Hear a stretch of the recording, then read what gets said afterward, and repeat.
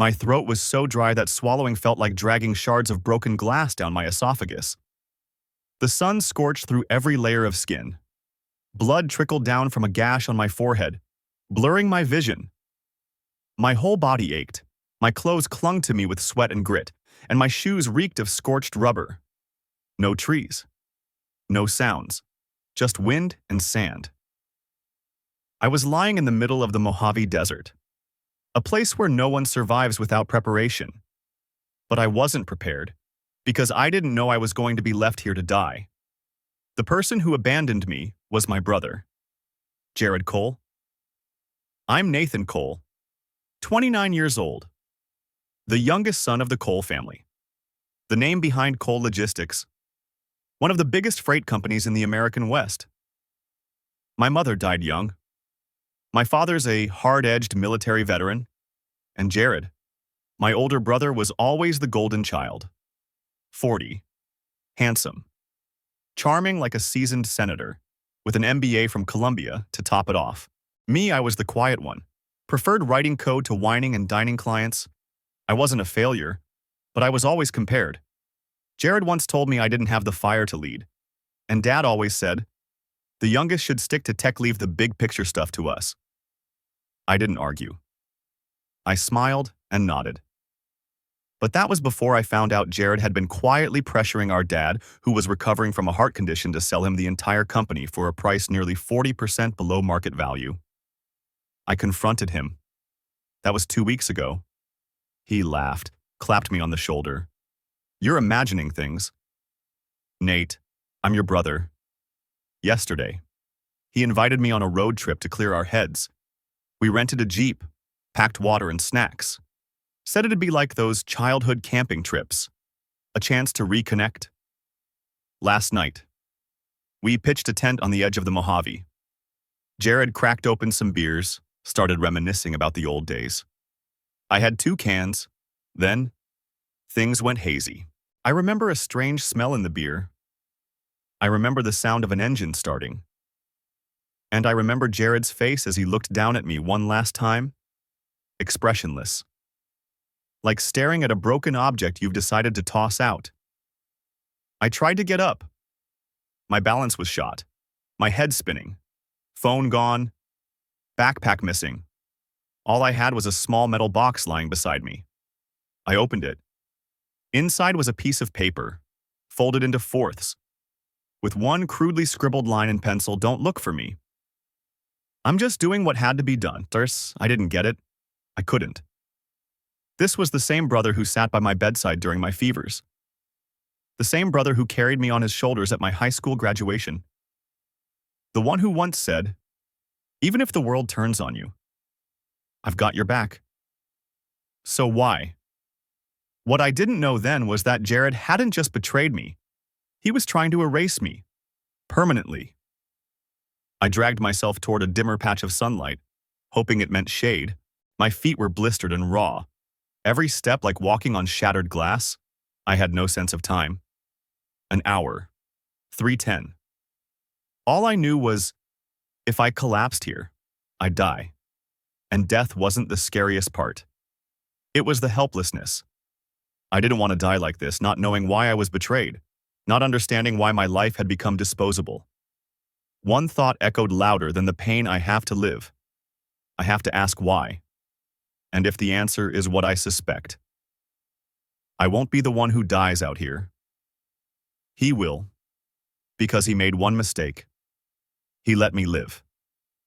Midday in the Mojave isn't like anything you've seen in movies. The ground burns like a cast iron skillet. The air is so thick it feels like breathing through a sealed plastic bag. I had no idea how far I'd gone. All I knew was, every time I collapsed, I clawed my way back up, even if it meant dragging my hands through blistering sand. I was so thirsty I would have licked a rock. But there were no rocks, just miles and miles of mocking dunes. The gash on my forehead had started to swell. My left eye was nearly useless. My feet were covered in blisters, layers of skin peeling off like onion husks. And through the haze of heat and pain, memories surged, messy, jumbled, trying to keep me conscious. but one memory stabbed deeper than the rest. 2 months ago, when my dad had just been diagnosed with severe heart failure and could no longer run the company, Jared pulled me into a private meeting. "We need a decisive leader. Nate, you know you're not cut out for that. If we don't act now, outsiders will take control. I'm stepping up." "But Dad won't sign anything unless he sees your support," I asked. "So you want me to sign away my shares?" He smiled. That cold, surgical smile of his. "Think of the bigger picture. Think of Dad." I didn't sign. I told him I needed time. I thought I was protecting the family. But maybe, in that moment, I had unknowingly signed my own death warrant. As night swallowed the desert, survival turned into a living nightmare. The temperature plummeted from 113 degrees to below 50. I curled into a ball, shivering. I found a small rock crevice, not enough to shield me, but enough to keep me from freezing to death. I didn't sleep. Every time I closed my eyes, I heard sounds, maybe wind, maybe animals, maybe fever dreams. Once, I heard Jared's voice, barely a whisper against my ear. "Nathan, you're such a fool." I jolted up. Only darkness. That's when it hit me. He didn't just want me dead. He wanted me gone. Like I never existed. By morning, I stripped off my outer shirt and wrapped it around my head. I tied my belt around my ankles to reduce the friction. Every scrap of fabric became a tool. A tiny lizard scurried past. I didn't think. I slammed it with a rock and ate it raw. The taste of blood, bile, and muscle was enough to make me gag. But I forced it down. I had to survive. Because I didn't know what burned more, my body, or the need to understand why the person I trusted most wanted me erased. By the afternoon of day 2, I saw a faint trail, maybe tire tracks from an old delivery run. I followed them. By sunset, I heard an engine. A silver freight truck crawled along the dirt road, probably doing a route from a fuel station near Interstate 40. I collapsed onto the road, barely lifting my arm to wave. The truck skidded to a halt. The driver, a grizzled ex-military guy named Chuck, jumped out. "Holy hell, how are you even alive?" He hauled me into the cab, gave me a bottle of plain bottled water. At that moment, it might as well have been liquid gold. Chuck took me to a small clinic in Barstow. The medics treated my wounds. I lay on the bed, body wrecked, but mind razor sharp. I asked the nurse for a phone. I called Jared. No answer. Called again. Still nothing. Third try, someone picked up, but it wasn't Jared. A voice I didn't recognize. Raspy. On edge. Trying too hard to sound calm. "How the hell are you still alive?" I said nothing. In that silence, I realized something important. He wasn't surprised. He was afraid. And that, after everything, was the first thing I reclaimed. His fear. That night, I checked into a grimy old motel off the highway. I stared at myself in the mirror. Bruised face. Wild hair. But my eyes were on fire. The man staring back wasn't the quiet logistics guy in a pale blue shirt. He was something else. A ghost, clawed back from hell. A man who had died and come back. And now he wasn't just going to survive. He was going to settle the score inch by inch, scar by scar, dollar by dollar. With ice in his veins, I thought the worst was behind me once I made it out of the desert. I was wrong. 3 days after I was rescued, the real hell began. I was sitting in a rundown roadside diner on the edge of Barstow, a place the locals call the dead zone between two highways. I was flipping through an old newspaper. Not really reading, just keeping my mind busy. That's when I felt it. A stare. Ice cold. Sharp. Like a dull knife pressed to the back of my neck. I lifted my coffee cup and casually glanced at the reflection in the smudged steel panel behind the counter. A man in a baseball cap, sitting 2 tables back. His eyes never left me. But it wasn't just the stare that chilled me.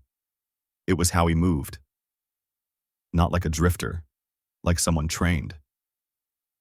I dropped a few bills on the table and stepped outside first. My palms were slick with sweat, cold despite the heat. I walked slowly, never looked back, but my heartbeat was pounding like war drums. 40 steps later, I ducked into a narrow alley. 5 seconds passed and then the footsteps came. Fast, controlled. I turned around just in time to see a knife flash in the sunlight. I dodged barely, but the blade tore deep into my side. My blood spilled hot across my ribs. I don't know how I did it, how I flipped him, got the knife, and ran toward the main road. A semi-truck screeched to a halt as I stumbled into its path. The driver yelled something, but I didn't care. I screamed back, "Call the cops! Call the cops!" By the time they arrived, he was gone. At the Barstow police station, I told them everything: the desert, the ambush, the man in the diner. The officer took my statement, but I could see it in his eyes, doubt. "You're saying your brother left you to die in the Mojave? No witnesses, no proof. Then someone tries to kill you, but no camera footage, no ID, no injuries we can verify. Sounds like a thriller novel. Mr. Cole?" I realized then I was on my own. No Jared, no father, no law. If I wanted to live, I had to disappear. I rented a beat-up car from a garage that didn't ask questions. With a few $100 left in my wallet and a debit card with just enough for gas, I left Barstow and drove east through the night. I didn't go home, didn't go to the company. I didn't let anyone know I was alive. I drove to Austin, Texas, a city where I'd interned 2 years ago at a small tech firm. Big enough to vanish in. Far enough for Jared to never sniff me out. That first week, I slept in the car, lived off gas station sandwiches and cheap snacks. Then I started picking up jobs warehouse grunt at an Amazon facility. Then a data entry clerk at a failing startup. During the day, I worked. At night, I learned rebuilding myself piece by piece. I taught myself Python, then R, then Rust. I learned the basics of AI, machine learning, and logistics optimization. I spent every spare dollar on used books and discount online courses. I handwrote code into spiral notebooks, memorized it line by line. I was no longer Nathan Cole, heir to a freight empire. I was something else. A ghost with a purpose, a blueprint forming in my head, Ghost Loop, an AI-driven freight platform that could obliterate everything Jared's old-school company relied on. I don't know if I was crazy, but I knew this much: if they wanted me gone, I'd come back as something they couldn't delete. I lived like that for almost a year. My old friends assumed I was dead. My family held a quiet memorial. Jared didn't even show up. Then, 3 months later, I froze at a single headline buried in a minor e-commerce blog. Cole Logistics was announcing a merger. Valuation nearly $600 million. My brother, the man who left me to rot in the Mojave, was about to become CEO of a publicly traded company. And me, I was still loading boxes, eating stale sandwiches in a shared apartment with 3 roommates. But I smiled, because he didn't know. I was alive. And I was building the one thing that would destroy him on the very day he thought he'd won. I chose my new name on a rainy spring night in Austin. My fingers were numb as I typed on my old laptop, the screen blinking back at me with a blank GitHub account setup page. Noah Vance. Nathan Cole was gone. Cole Logistics was gone. All that remained was Noah, a name forged from ashes, built to rise again and return everything that was taken, with lethal silence. I rented a cramped corner in a crumbling apartment shared with 2 college students, both of whom thought I was a freelance software engineer who used to live in Canada. I grew a beard, wore thick glasses, shaved my head close, and adopted the standard tech uniform: old hoodies, black tees, and headphones that never left my neck. I spent nearly 18 hours a day coding. The vision for Ghost Loop was becoming real: an AI-powered logistics optimization platform that could learn in real time and adapt to constantly shifting routes, something Jared never managed. Cole Logistics was still stuck in the past: fixed routes, manual drivers, and millions lost every year to inefficiencies. I wanted Ghost Loop to be the game changer. No need for massive seed capital. I started smallest city simulation in Austin, mapping delivery routes using open GPS data, weather feeds, and traffic flows. The result: my model cut travel time by 27% compared to the standard routing software. I nearly cried. I was coming back, but not as easily as I thought. When I pitched my first seed idea to a local VC fund, I was shot down immediately. Strong concept, but too early. Founder lacks a compelling track record. That's when I realized Noah Vance had no past. No LinkedIn, no diplomas, no startup exit, nothing to prove his worth. But I couldn't let Nathan Cole resurface. Only one path remained: prove it with results. So I turned to another kind of investor angel backers who didn't care about my resume. People who liked high-risk, high-reward plays and occasionally enjoyed watching someone burn a legacy firm to the ground. I sent a demo to a small logistics company on the outskirts of Dallas. They were struggling with in-state delivery routes. Ghost Loop boosted their efficiency by nearly 30% in 10 days. They passed my name along. Within weeks, I locked in a small $100K angel round. With that, I hired 2 freelance devs and started building the beta. Each night, watching successful code compile felt like my heart beating again. No one knew who I was, but I knew who I was becoming. The kind of threat Jared never saw coming. 3 months later, Ghost Loop landed its first paying customer. A new supply chain startup in Oklahoma signed on for a monthly subscription.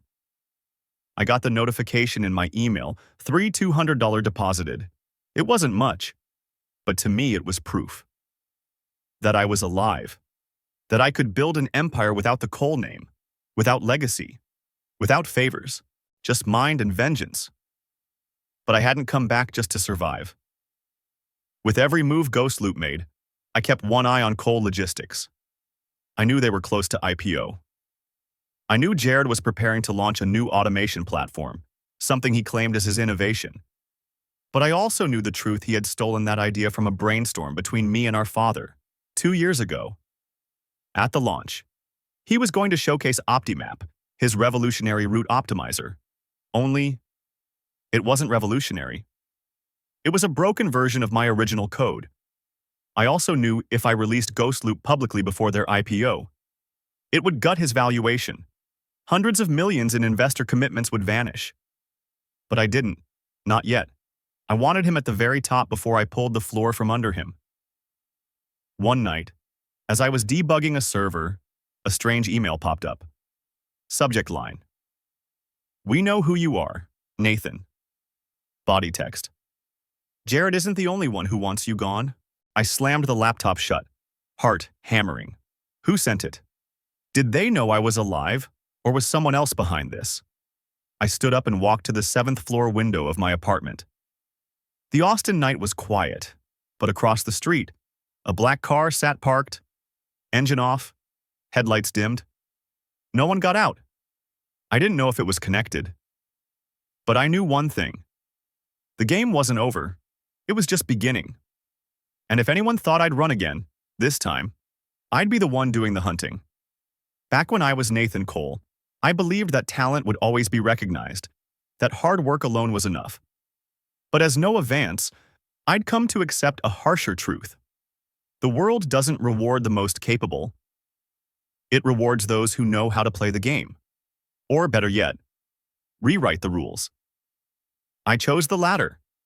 Ghost Loop entered hypergrowth mode. After the beta phase, I launched the full version on the cloud, equipped with an API for warehouse and supply chain systems. Clean interface, lightning-fast response. The AI could learn and adapt to new routes within 48 hours. Clients poured in, not because of slick marketing, but because they were hearing whispers in the industry. There's a dispatch system that's scary accurate at half the cost. No one knows who built it, but the code feels military grade. We didn't need PR. We had performance. I attended a supply chain tech conference in Denver. It was the first time I showed my face publicly as the CEO of Ghost Loop. No one recognized me. Jared was there too, surrounded by his entourage, press cameras, CNN tech reporters, and a sea of flattery. He stood on stage preaching about revolutionizing logistics with OptiMap 2.0 painting, pictures of driverless futures and explosive growth metrics. I sat in the audience, hoodie on, hands in my pockets, listening to him recycle everything I'd once brainstormed with my father, word for word. Even that line about roads having emotions. And in that moment, I wasn't angry. I was amused. Because he didn't know the software he was bragging about was about to be annihilated. By mine. After that event, I kicked off our Series A round. This time, I didn't have to sell hard. Ghostloop was growing 38% month over month. Our accuracy crushed the competition. Our maintenance costs were a fraction of industry standards.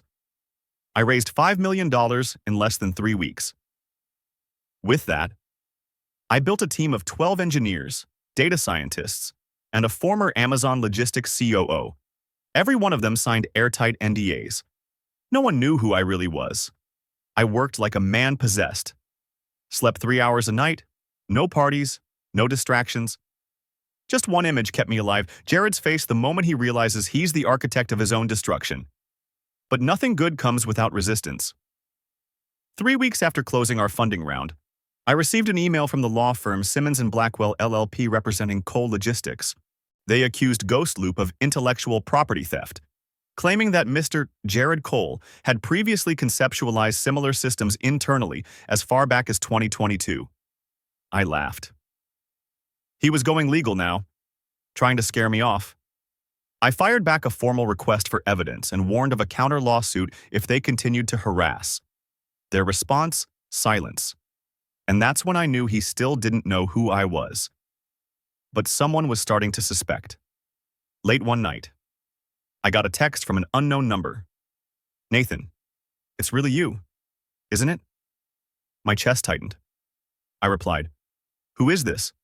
You disappeared. Everyone thought you were dead. But today, I saw the Ghostloop AI schema. No way that's not yours. You're alive." It was Lucas Transformer, head of data at Cole Logistics, and the only person who ever took my side when I clashed with Jared. I sat for a moment, then typed, "Whatever you saw, keep it quiet. I'm not ready to come back yet. But when I do, I want you standing next to me." Lucas didn't respond right away. But 5 minutes later, 3 words appeared on my screen.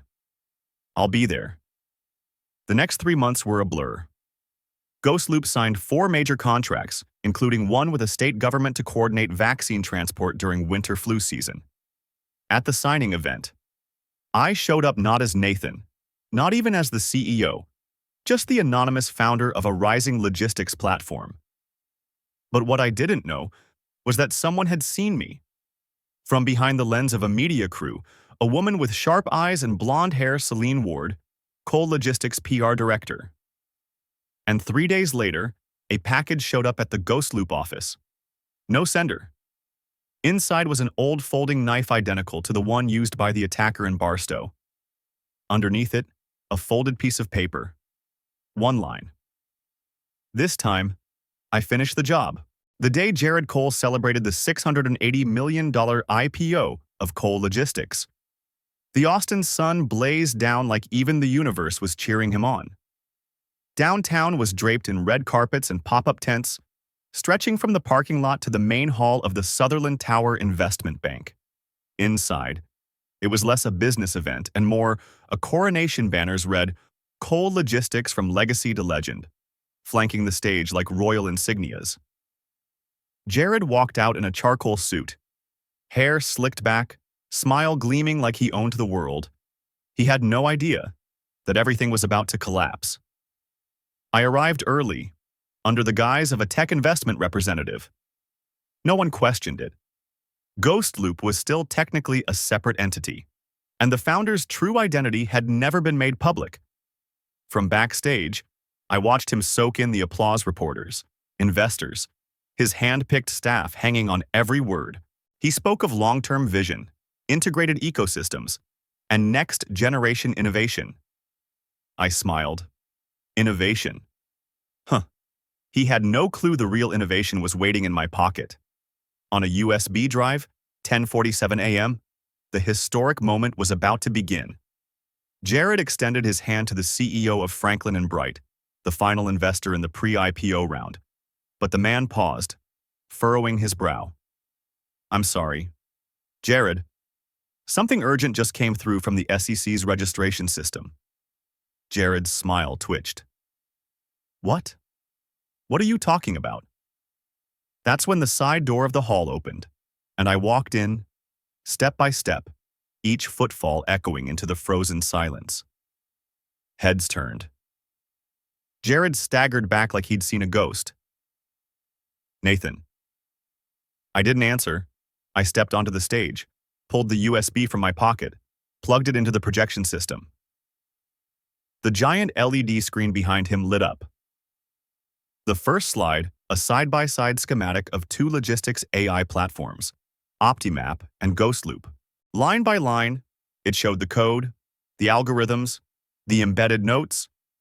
Proof that OptiMap was a diluted copy of GhostLoop built on old internal documents I wrote, which Jared had accessed without authorization.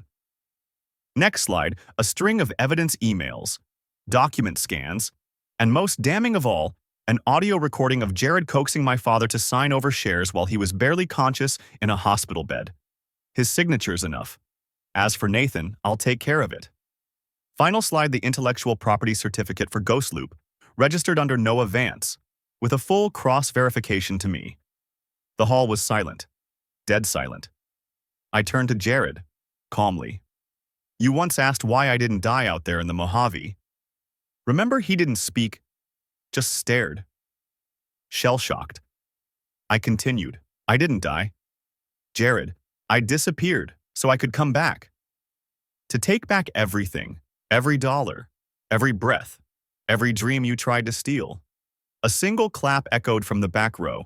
Lucas Tran, then another, until the entire room erupted, not in applause for Jared, but in realization. He had just been exposed. Publicly, irrevocably. Within the hour, 3 major investors withdrew their funding. The SEC announced a formal investigation into intellectual property theft and financial fraud. Jared stood frozen. Then, like a cornered animal, he leapt off stage, shoved a security guard aside, and bolted for the back exit. But as soon as he stepped out of the building, 2 federal investigators closed in. Jared Cole, you're under arrest for intellectual property theft, falsifying records, and evidence tampering. I walked outside. Sunlight washing over my face, not the face of a ghost, not the shadow of someone who disappeared, but me. No longer Nathan of the past, no longer Noah in hiding. Just the man who survived and flipped the entire board. By sunset, headlines had exploded across every tech and business outlet. Cole Logistics CEO arrested on IPO day. Who's behind? GhostLoop founder, revealed as estranged. Brother in 2-year revenge, plot revenge, of the Ghost Desert survivor, dismantles family empire. That night, I stood alone on the 41st floor balcony of the Fairmont Hotel, overlooking a city lit up like a circuit board. In my hand was a glass of whiskey, not for celebration, but to close a chapter. Still, one question lingered. Quiet. Uninvited. Did I survive to get revenge, or just to prove I could rise without anyone's help? I didn't have the answer.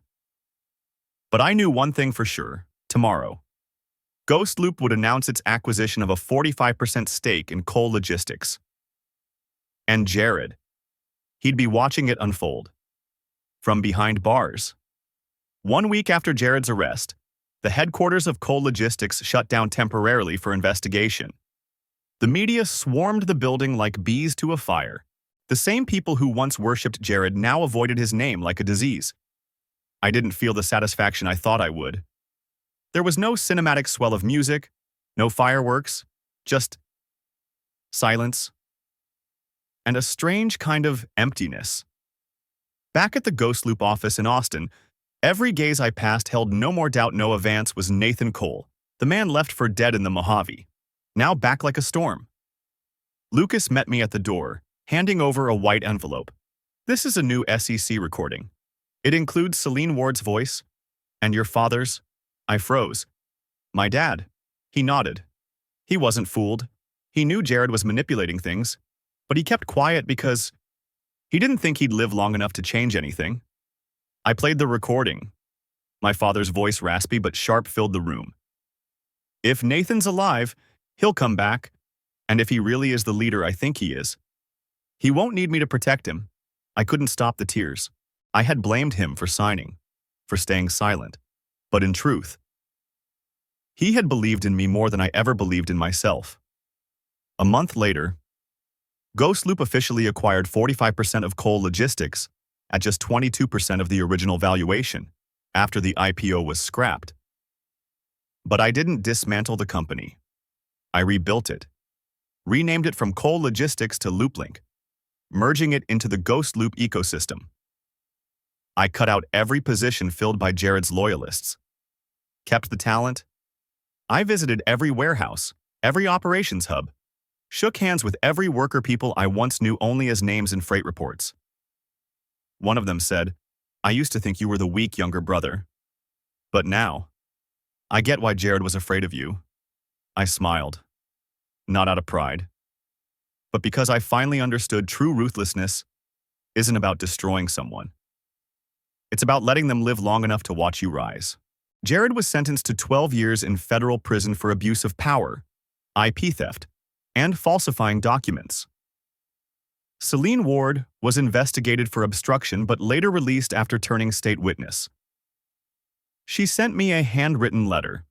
It read, "I used to think you were Jared's shadow. Turns out, Jared was just a shadow in your plan." I never wrote back. Shadows stay in the dark, and I'd already stepped into the light. On the first morning of the new year, I stood atop the new LoopLink headquarters, once Jared's office. No revenge plans in hand. Just a blank notebook. I opened to the first page. Wrote the survivor's blueprint. It wasn't about overthrowing anymore.